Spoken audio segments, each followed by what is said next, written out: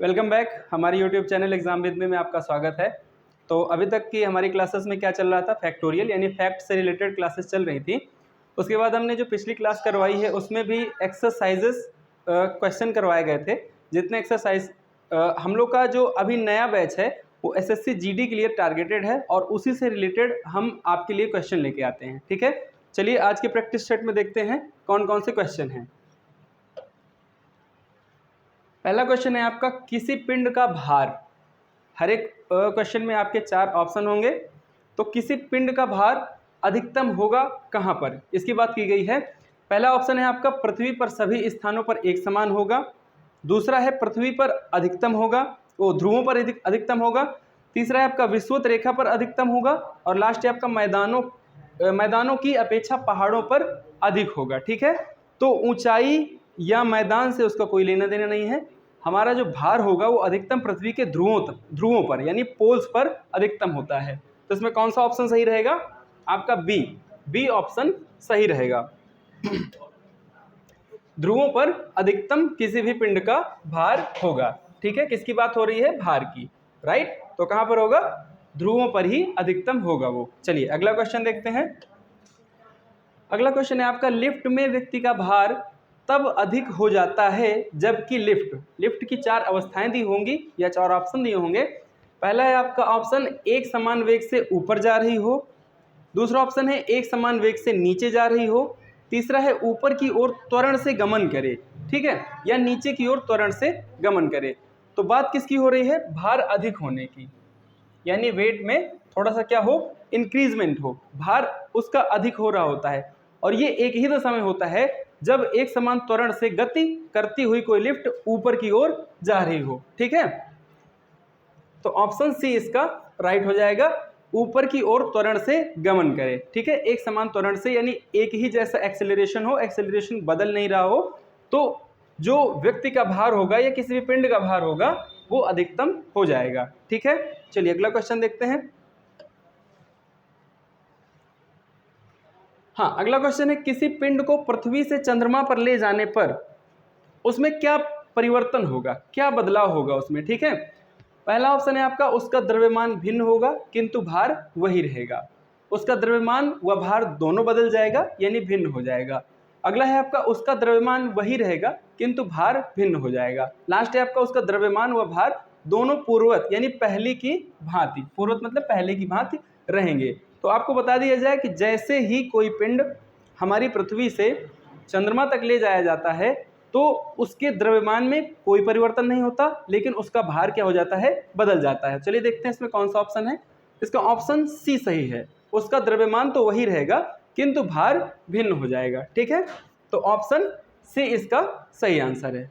ठीक, चलिए अगला क्वेश्चन देखते हैं। क्वेश्चन नंबर 6 है, किसी पिंड का वेग दुगना हो जाए तो, मोशन से रिलेटेड क्वेश्चन है, गति से रिलेटेड, वेग से, उसका त्वरण दुगना हो जाएगा, उसका संवेग दुगना हो जाएगा, उसकी गतिज ऊर्जा दुगनी हो जाएगी या उसकी स्थितिज ऊर्जा दुगनी हो जाएगी। तो बता दें आपको कि किसी भी पिंड का अगर वेग दुगना कर दिया जाए तो उसका जो संवेग होगा वो भी क्या हो जाएगा? दोगुना हो जाएगा। ठीक है, यानी डबल हो जाएगा, राइट। इसका ऑप्शन बी सही है, उसका संवेग भी क्या हो जाएगा? दुगना। ठीक, चलिए अगला क्वेश्चन देखते हैं। अगला क्वेश्चन है, किसी पिंड का वेग 2 गुना होने पर उसकी गतिज ऊर्जा पर क्या प्रभाव पड़ेगा?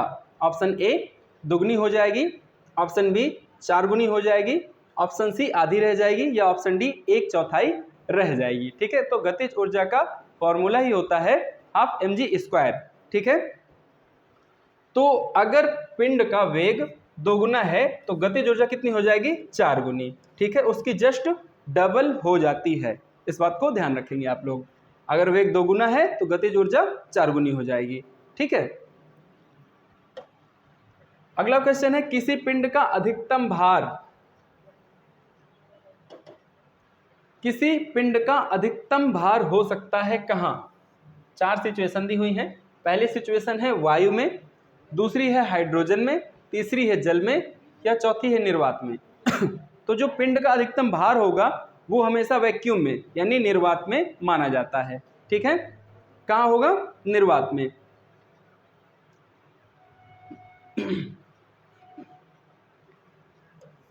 डी, ऑप्शन डी इसका क्या हो जाएगा, निर्वात में होगा। ठीक है, चलिए अगला क्वेश्चन देखते हैं। अगला क्वेश्चन है, एक जल से भरे बीकर में बर्फ का एक टुकड़ा तैर रहा है। बर्फ के पिघलने पर बीकर में जल के तल पर क्या प्रभाव पड़ेगा। यानी जो बीकर है, ठीक है, मान लीजिए ये कोई बीकर है, इसमें क्या भरा है, कोई लिक्विड है, जल जल दिया गया है ना, उसमें छोटे छोटे बर्फ के टुकड़े हैं। ठीक है, वो तैर रहे हैं, और अगर वो पिघल जाते हैं तो उसका जो जल का सतह है, ये मान लीजिए ये सतह है, यहाँ तक भरा हुआ है, तो उसके सतह पर क्या प्रभाव पड़ेगा, बढ़ेगा। चार ऑप्शन दिए होंगे, ऊपर उठ जाएगा सतह, या सतह नीचे चला जाएगा, पूर्वत रहेगा यानी पहले की भांति रहेगा, या पहले ऊपर उठेगा तत्पश्चात नीचे गिर जाएगा। तो देखिए याद रखिए, जो आयतन घेर रहे होंगे बर्फ के टुकड़े, और जब वो पिघलेंगे तो उसी आयतन में फिर से परिवर्तित हो जाएंगे। ठीक है, तो ना ही पूर्वत नीचे गिरेगा, ना ही ऊपर उठेगा। ठीक है, वो जो तल होगा पूर्व की भांति, जैसे अभी इतना है, तो ये जब बर्फ के टुकड़े पिघल जाएंगे तो भी इतना ही रहेगा वो। ठीक है, ऊपर या नीचे नहीं होगा। तो इसका ऑप्शन कौन सा सही हो जाएगा, सी, पूर्वत बना रहेगा जैसे पहले था तल। ठीक है, अगला क्वेश्चन है आपका, निम्नलिखित द्रवों में से ऊष्मा का सबसे अच्छा चालक कौन सा है। बात किसकी हो रही है, ऊष्मा की। ठीक है, ऊष्मा का सबसे अच्छा चालक क्या होगा। चार ऑप्शन है सिचुएशन के हिसाब से। पहला ऑप्शन है आपका जल, दूसरा है ईथर, तीसरा है पारा, और चौथा है एल्कोहल। तो यहाँ पर अगर इन चारों की बात करें तो इन चारों में से जो पारा है वो सबसे अच्छा ऊष्मा का चालक माना जाता है, कंडक्टर, जहां पर ऊष्मा का प्रवाह सबसे अच्छे हो सकता है, अच्छे तरीके से हो सकता है। ठीक है, चलिए अगला क्वेश्चन देखते हैं।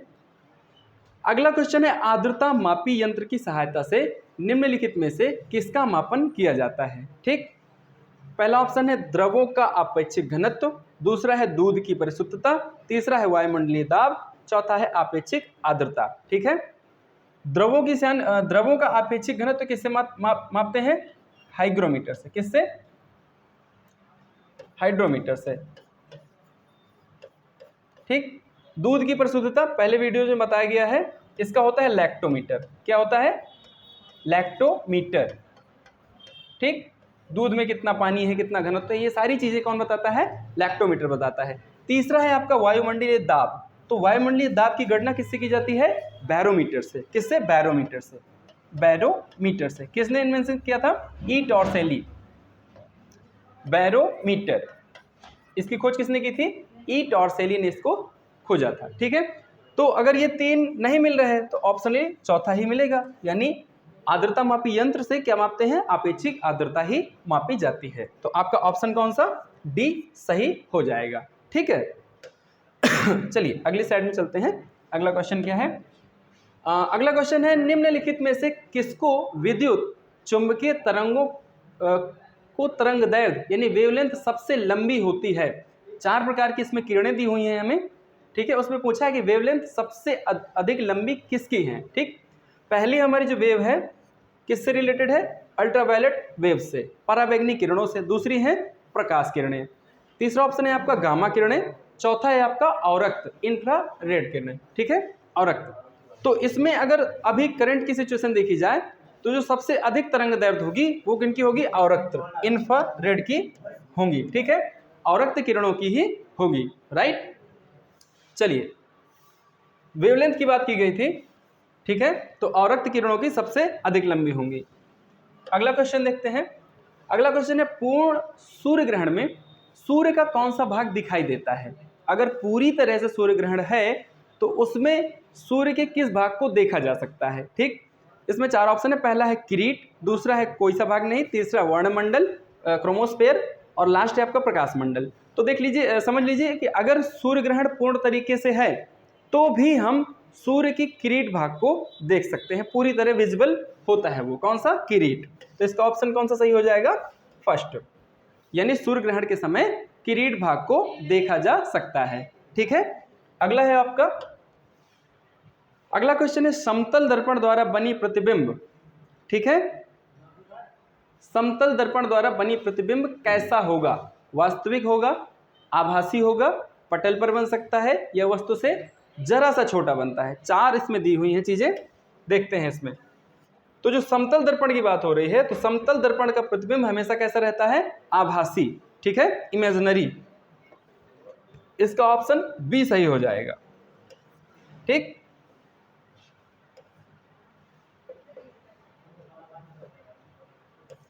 ऑप्शन बी सही है, आभासी होगा। ठीक है, चलिए अगला क्वेश्चन देखते हैं। अगला क्वेश्चन है आपका दंत चिकित्सक, ठीक है, का दर्पण होता है। 4 ऑप्शन दिए गए हैं। पहला है बेलनाकार दर्पण, दूसरा है उत्तल दर्पण, तीसरा है समतल दर्पण, या चौथा है अवतल दर्पण। तो अगर कोई इंटरनली थिंग है, ठीक है, मान लीजिए कान की कोई दांतों की बात हो रही है,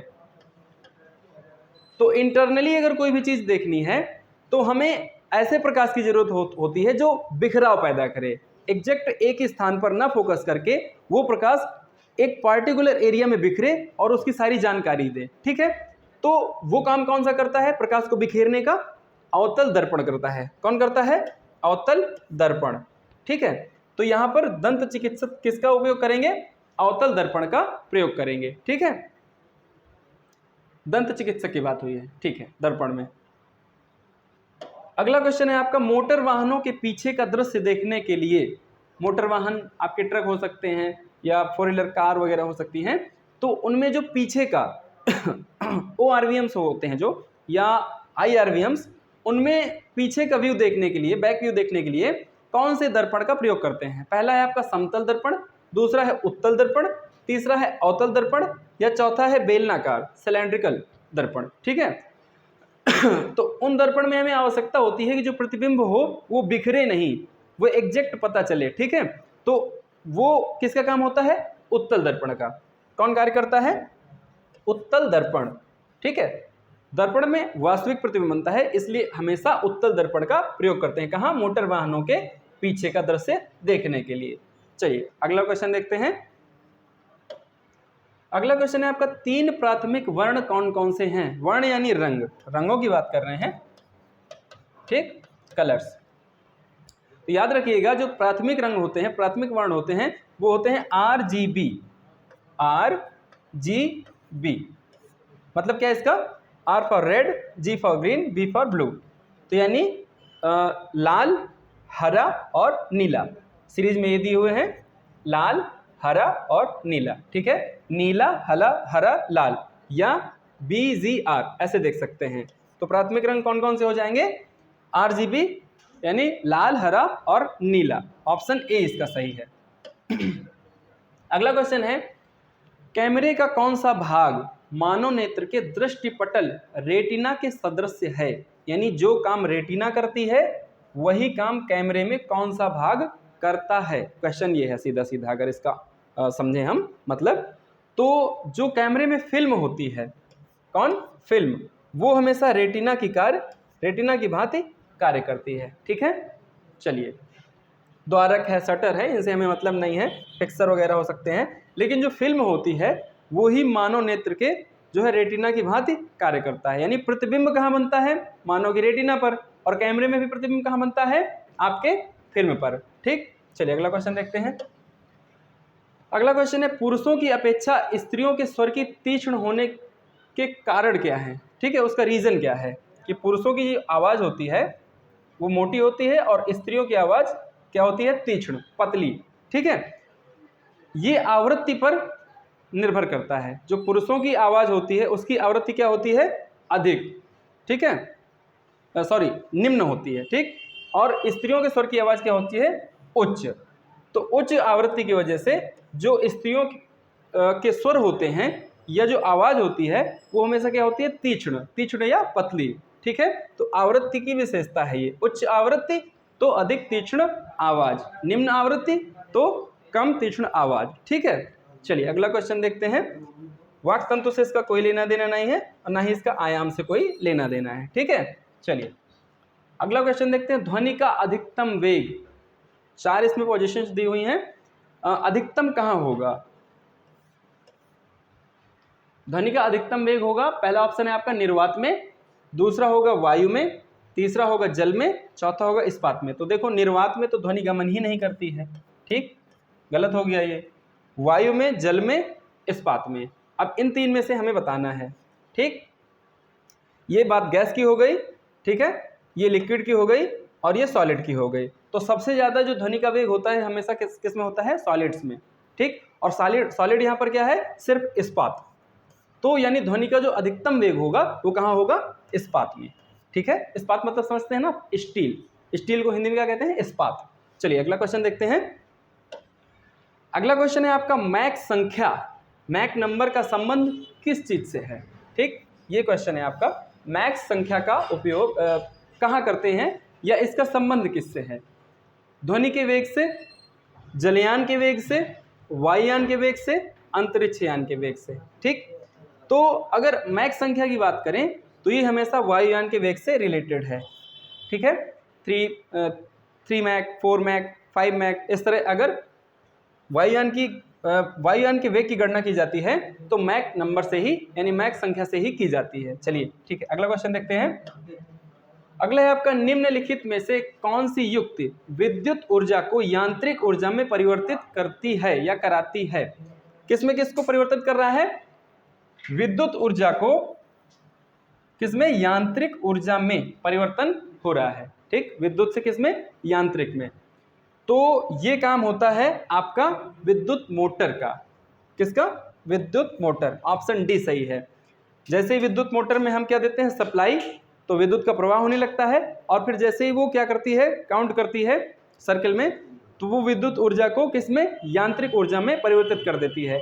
कई सारी मिल्स हैं, ठीक है, ये सारी चीज़ें चलाई जाती हैं और वहाँ पर विद्युत ऊर्जा को यांत्रिक ऊर्जा में बदल दिया जाता है, चेंज कर दिया जाता है, ठीक है।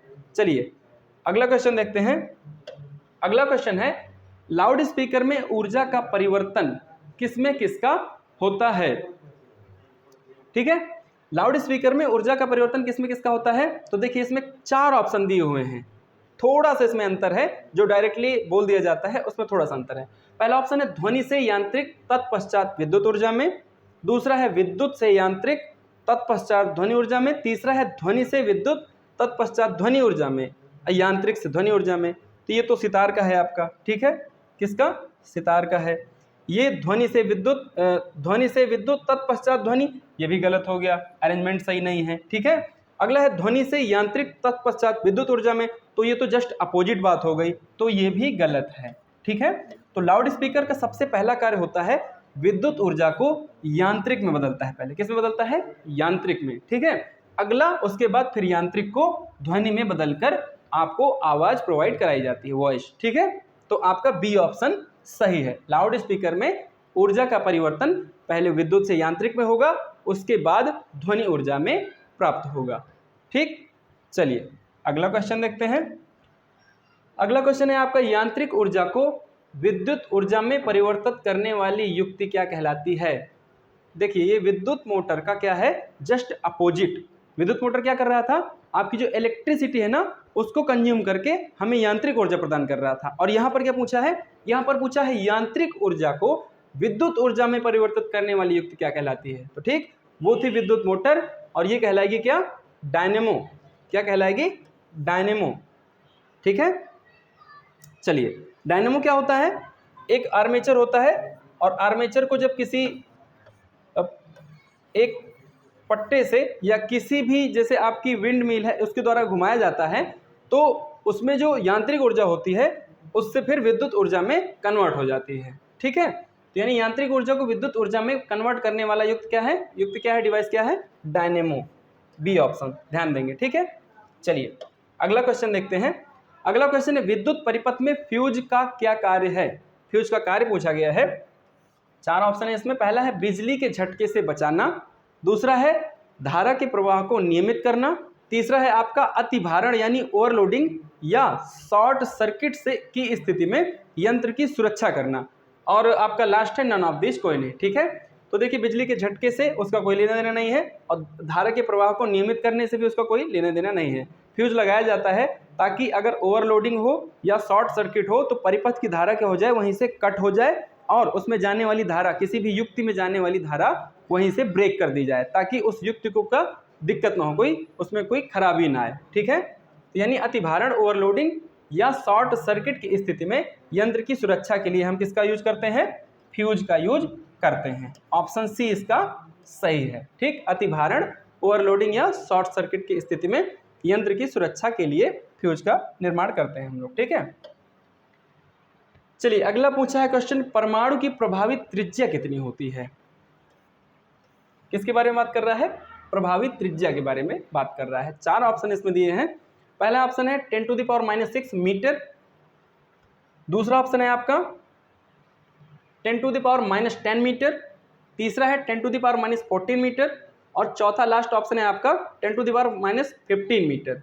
तो जो परमाणु की प्रभावित त्रिज्या होती है वो होती है 10⁻10 मीटर। ठीक, 10⁻10 मीटर, इसको याद रखिएगा, फैक्टोरियल चीजें हैं ये। ठीक है, अगला आपका अगला क्वेश्चन है यूरेनियम 235 नाभिक यानी न्यूक्लियस में कितने प्रोटॉन होते हैं? 4 इसमें ऑप्शन है, देख लेते हैं।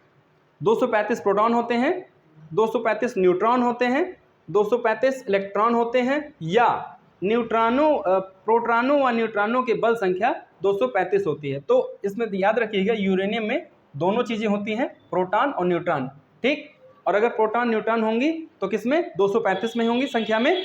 तो ऑप्शन आपका डी सही हो जाएगा, प्रोटॉन भी उतने और न्यूट्रॉन भी उतने। ठीक है, तो यूरेनियम 235 के नाभिक में दोनों चीजें, प्रोटॉन और न्यूट्रॉन, और उनकी संख्या, बल संख्या कितनी हो जाएगी? 235, यानी ऑप्शन डी इसका करेक्ट आंसर है। राइट, चलिए अगले क्वेश्चन में देखते हैं। अगला क्वेश्चन है आपका, परमाणु में नाभिक परिवर्तनों के फलस्वरूप तरंग किरणें कौन सी हैं? 4 इसमें किरणें दी गई हैं। पहली किरण है औरक्त किरणें, दूसरी है प्रकाश किरणें, तीसरी ये वैदिक रेज टाइप में है कुछ, इसको आप कट ही कर दीजिए। मान लीजिए 3 ही इसमें ऑप्शन है। पहला ऑप्शन है औरक्त किरणें, दूसरा है प्रकाश किरणें, तीसरा है गामा किरणें। ठीक, पहले पूछा क्या है? पूछा है परमाणु में नाभिक परिवर्तनों के फलस्वरूप तरंग या किरणें कौन सी हैं। तो जब भी नाभिक में परिवर्तन होता है तो हमेशा नाभिक से कौन सी? अल्फा बीटा गामा किरणें ही हमेशा वहां से निकलती हैं। तो इसका ऑप्शन कौन सा सही है? ऑप्शन डी सही हो जाएगा। परिवर्तन की बात कर रहा है, नाभिक में जब परिवर्तन हो तो कौन सी तरंगे या किरणें निकलेंगी? तो गामा रेस हमेशा बाहर आती हैं। ठीक है, नाभिक से। चलिए अगला क्वेश्चन देखते हैं। अगला क्वेश्चन है, खगोलीय दूरी का मात्रक है। खगोलीय दूरी किस से रिलेटेड मात्रक है?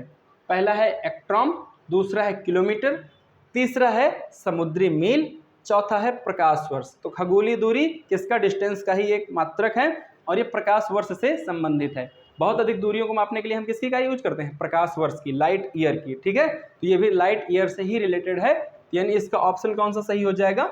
ऑप्शन डी, खगोलीय दूरी का मात्रक है प्रकाश वर्ष।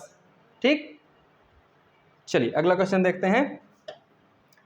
अगला क्वेश्चन है, सूर्य के अलावा पृथ्वी के निकटतम तारे से प्रकाश को पृथ्वी तक आने में लगने वाला समय कितना है? ठीक, सूर्य के अलावा पृथ्वी से आने में लगा समय, इसका करेक्ट आंसर हो जाएगा 4.2 वर्ष, 4.2 वर्ष। सेकेंड्स में नहीं है, 42 वर्ष ज़्यादा है, 42 सेकेंड भी नहीं है। ठीक है, तो इसका सही जो आंसर है वो है 4.2 ईयर्स, 4.2 वर्ष प्रकाश को आने में समय लगता है। चलिए अगला क्वेश्चन है आपका, समुद्र में डूबी वस्तुओं का पता लगाने हेतु प्रयुक्त उपकरण कौन सा है?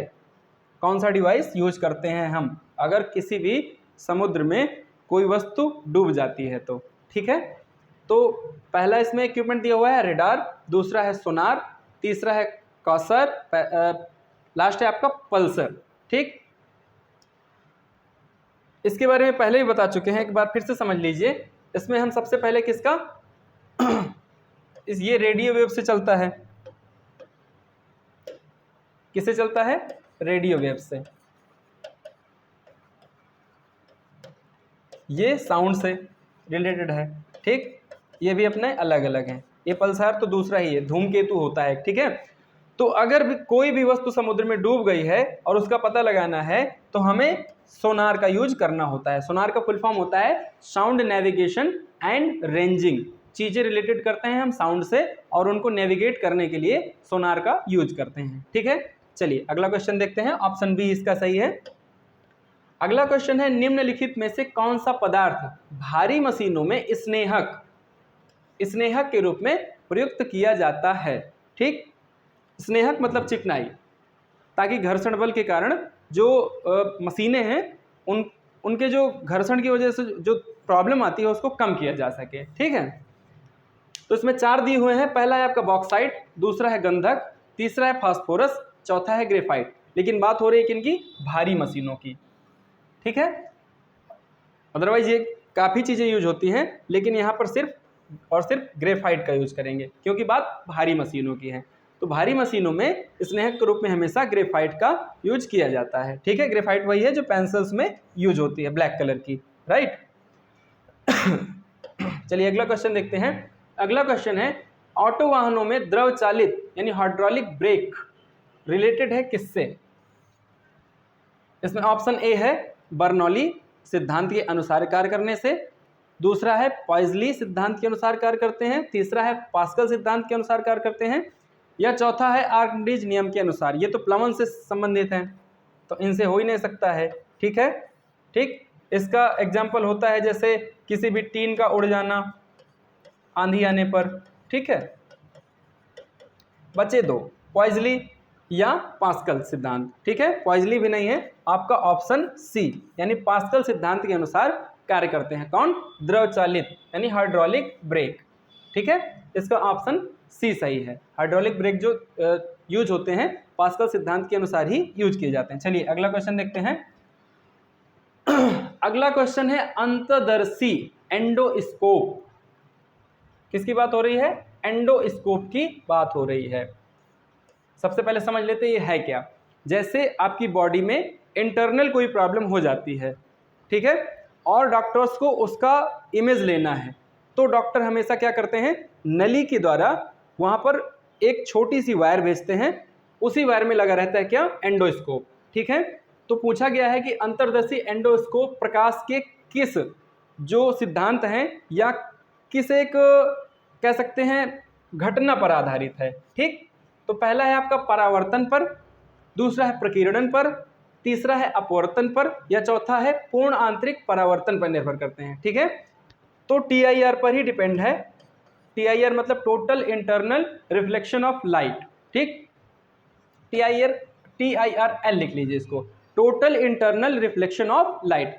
प्रकाश के पूर्ण आंतरिक परावर्तन पर एंडोस्कोप ही हमेशा कार्य करते हैं और बाहर उनको इमेजेस प्रोवाइड कराते हैं। ठीक है, चलिए अगला क्वेश्चन देखते हैं। अगला क्वेश्चन है, AC को DC में यानी अल्टरनेटिव करंट को AC को DC में। ठीक, ये क्या है? Alternative current.